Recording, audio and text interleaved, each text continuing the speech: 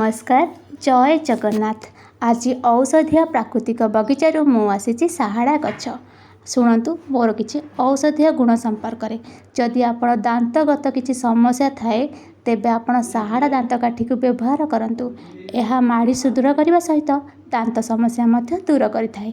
जदि आपण मानकर अर्श किंबा चर्मगत कौन समस्या थाए तेबे आपण साहाड़ा पत्र साहाड़ा चेर को भल भाव सुखाई पेशी नेबे तापर ताकू महू सह मिसाई सेवन करेंगे। दिन को 2 थर सकाळे आउ संध्यारे देखिए आपणकर यही समस्या मध्य दूर हो।